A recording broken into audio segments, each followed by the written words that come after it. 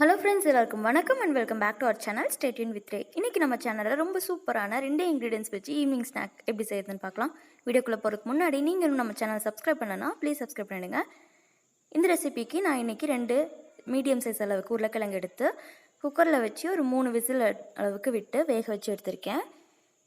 அந்த சமயத்தில் ஒரு ஜாரில் ஒரே ஒரு கப் அளவுக்கு அவல் எடுத்து அது நல்லா பொடி பண்ணி எடுத்துக்கலாம். இப்போ வேக வச்சுருக்க உருளைக்கிழங்க தோலெல்லாம் நீக்கிட்டு நல்லா மசிச்சு எடுத்துக்கலாம். மசிச்சதுக்கப்புறமா 2 பச்சை மிளகாய் சாப் பண்ணது, கொஞ்சமாக கொத்தமல்லி, உப்பு தேவையான அளவு, மிளகு 1க்கு 2 அரைச்சி எடுத்திருக்கேன்.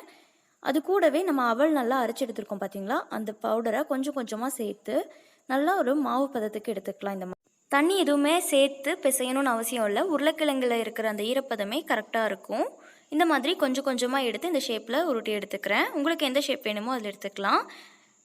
எண்ணெய் நல்லா சூடானதுமே அதில் ஒன்றா போட்டு பொரிச்சு எடுத்துக்கலாம். இது பார்த்திங்கன்னா ரொம்ப நேரம் வேக விடணும்னு அவசியம் இல்லை. ஏன்னா நமக்கு உருளைக்கிழங்கு ஆல்ரெடி வெந்தது தான்.